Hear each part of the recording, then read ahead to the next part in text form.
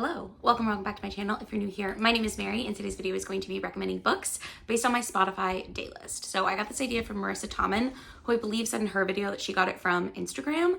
I haven't seen a bunch of people do this, but I think it's a really fun idea, and I've seen several videos where people recommend books based on Spotify playlists that they make for you, or like your top songs, and I've even done something similar to that in the past, so if I can remember I will try to link it for you. Spotify has the Daylist feature now, which I don't actually use, to be honest with you, but it's creating a playlist based on a vibe of types of songs that you typically listen to around that time on that day of the week, if that makes sense. Hopefully it will make sense as we get into these, but I just thought it was a really fun idea and a fun way to recommend some books. And I haven't seen a ton of people do it, and also it like makes me recommend books that I don't necessarily talk about all the time.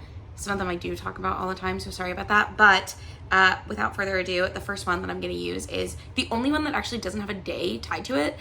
All the other ones say what, like Monday morning or Tuesday evening or whatever. This one is just Hubris Chaotic Morning.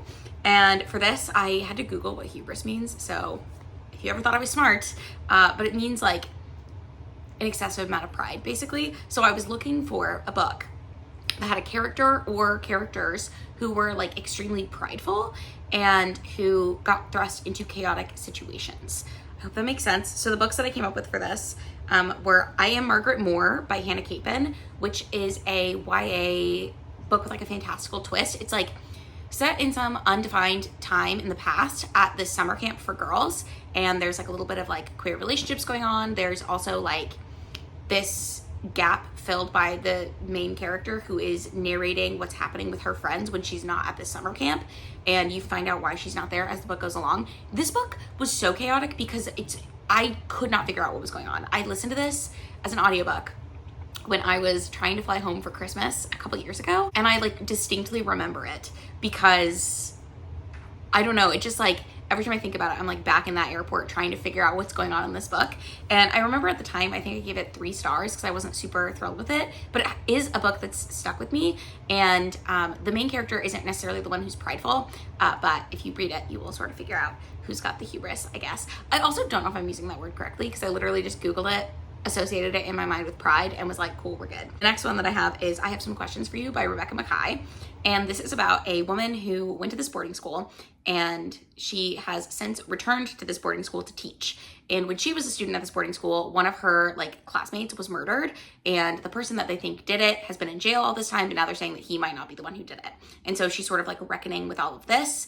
And it also has like a true crime podcast element because she teaches a class on podcasting for these summer school kids.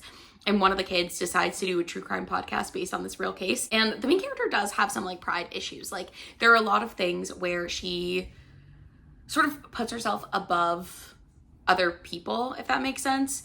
And I really like Rebecca Mackay's writing. I don't think I've given any of her books 5 stars, but I have enjoyed all of them that I've read, and I do like consistently think about them. That was another one. And then another one that I thought fit this prompt a little bit as well was Sorrow and Bliss by Meg Mason, which I read for my reading women's prize books a couple years ago. It was one of the shortlisted books, and it's about this woman who is married. I think she's like 40. She has all this like she has a mental health thing that I think is like invented in the book, but it's it's not like depression or anxiety, but it's something else. It's like a personality disorder, which I believe again was invented for the book. I don't think it's a real personality disorder, but she is ending her marriage, and part of the problem is that like when she got married she never wanted kids, but now suddenly she does maybe want kids, and she's like struggling through that aspect of her life, and basically her deciding to get divorced is like thrown a lot of chaos into her life. So that's why I put it in this situation. Also, she like kind of refuses to acknowledge that her actions have consequences for other people outside of herself.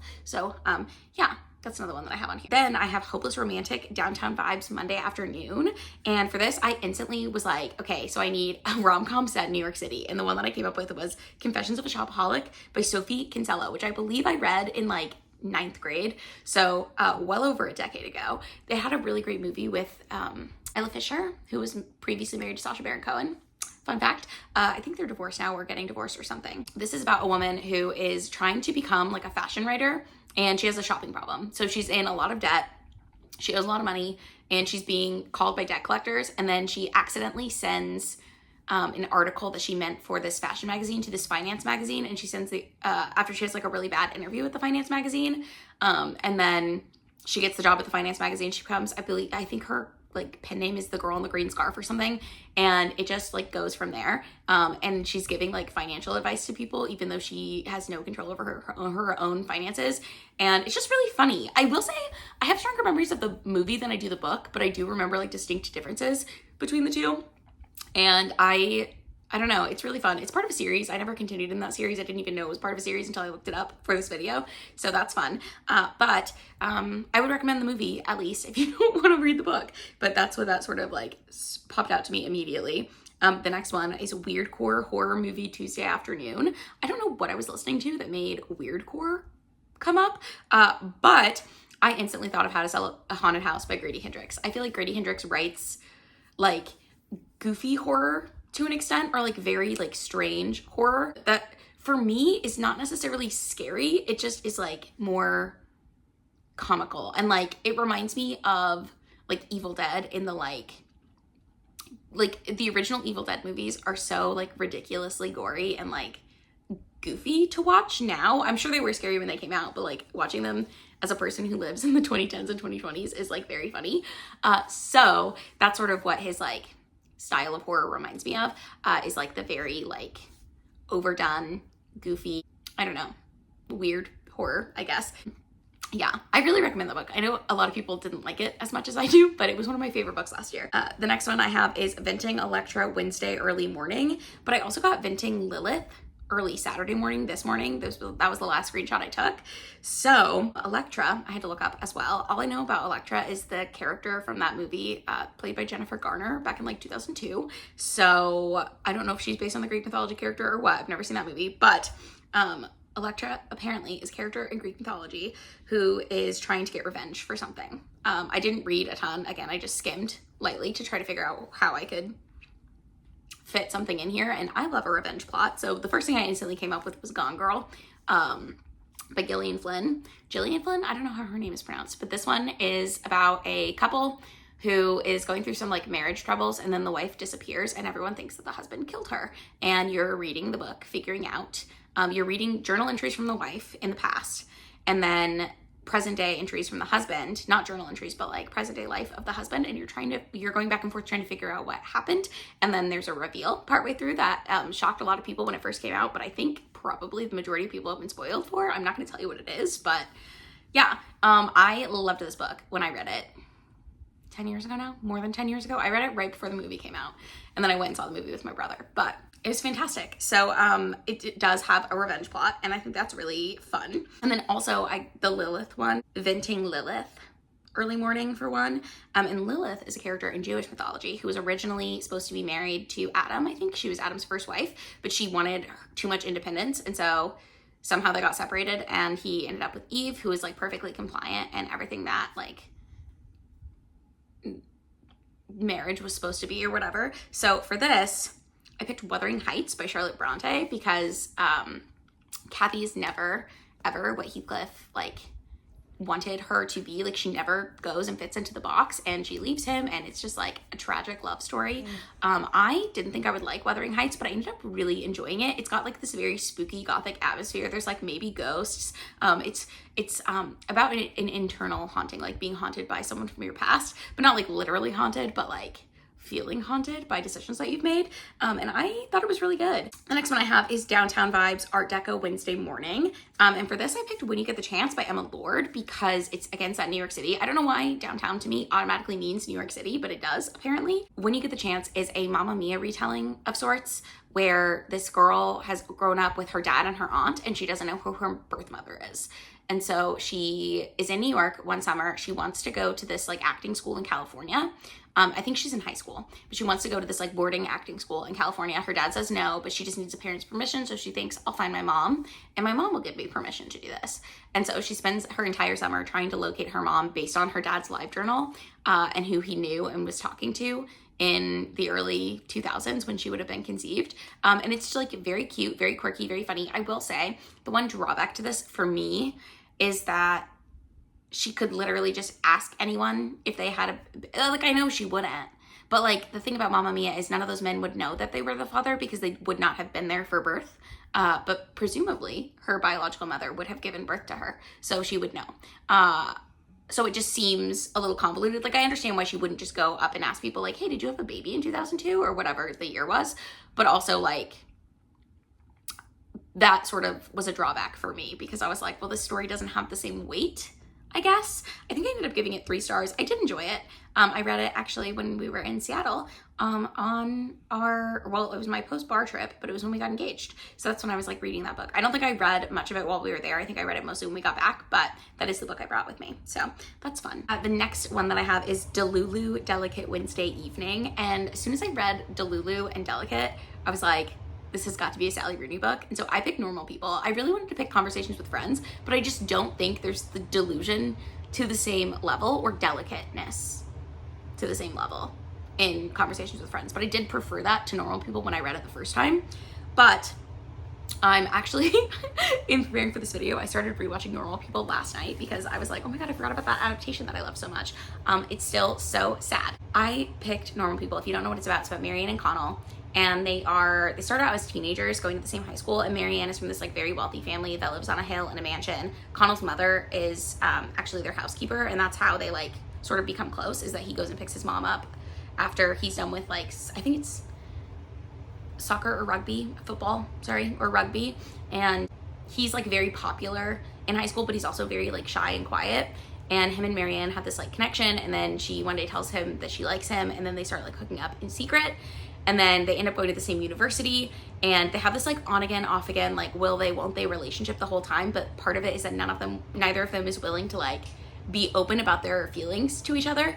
And there's multiple like heart-wrenching scenes in the show that are taken directly from the book. If I remember correctly, it's been a long time since I watched the book, and I don't know, but where like Marianne will be like, well, how do you feel about me? And Connell will be like, well, obviously I like you. And she's like, who is it obvious to? So I don't know. I love the show more than I love the book. And I didn't love the book while I was reading it. I gave it 3 stars, but like in my mind, it lives as a 5-star memory. Does that mean I need to reread it and decide if I do love it? I don't. And then I have Happy Folk Granola Vibes Thursday Evening. And for this, the one that instantly came to my mind, I was like, for some reason, Part of Your World by Abby Jimenez, which is a rom-com or like romance, I guess, contemporary romance about this woman who is a high-powered surgeon at this hospital, and she's got this like family thing where everyone wants her to go for this one like head of surgery position, but she's not sure if she's really interested in doing that. There's a lot of family pressure to do that because her family like not built the hospital, but like there's wings named after both her parents, and like it's just a big deal. And one day she is driving home from a funeral, I think. I don't remember why or whose funeral it was, because I don't think it's ever really talked about again. But she's driving through this small town in Minnesota, and her car gets stuck in a ditch because it's like snowing or storming or something. And this guy comes and helps pull her out of the ditch. And she has to go like hang out at this bar. And he's like, I own a B&B. You can just stay the night because their one tow truck driver in town is already drunk. So he can't pull her car out. So he goes and gets her and takes her to this like bar, and they end up having a one-night stand. And it turns out he's like the mayor of this tiny town and also like renovating this B&B that's been in his family forever. And he has like a baby goat as a pet. And it's just very like small town folky vibes. So that's why I picked this one. But I loved this book. I thought it was so good. The other book that I thought maybe fit this same vibe is The Summer of Impossibilities by Rachel Allen, which is a book about a group of teenage girls who don't really know each other that well, but their moms were best friends when they were their age. And one summer, one of the moms is, I think, getting divorced. And so all of the other moms decide to go back out to this lake house that they haven't been to since they were like teenagers. And they all go to this lake house. All 4 of the girls are like around the same age, and they're hanging out, and they like sort of form this bond and become friends by going into this like old clubhouse that their moms used to go into. It's very cute, and also very like happy folk granola vibes. I don't know. The next one I have is Soul Crushing Delicate Thursday Night. I don't know what I've been doing on a Thursday night that would make soul crushing and delicate matter, but I do have 2 recommendations for this as well. I've Prep by Curtis Sittenfeld, which is a book that made me sob. It's about this girl, and it's her 4 years in prep school, so it's told from an adult looking back on her teenage years, basically. And it's just about how she had all these insecurities and like her time in this school where she like didn't really feel like she made any friends. She didn't feel like she made any like impressions on anybody. And then finding out that like, no, people actually did like her. A boy who she thought was like way out of her league actually like really liked her the whole time. And like there's all this stuff that I just remember like relating to a lot because I don't know, I think we can all feel insecure as teenagers, and then you like look back on things and you're like, wow, I really misinterpreted that whole situation and probably could have like had a better time if I just relaxed and like went with the flow a little bit more. I don't know if other people feel that way, but it definitely like hit me right where it hurts, and I found it soul crushing. The other one that I want to talk about is The Dream Daughter by Diane Chamberlain, which this is, it ends up not being like totally sad, but it's about a woman who I think she has a rare like she knows she's pregnant and she knows her baby will have a rare birth defect, and then somehow somebody can time travel. I don't remember all the details of this, but they send her to the future where this birth defect is like no longer an issue. I think it's like 2002 is when they figure out how to fix it.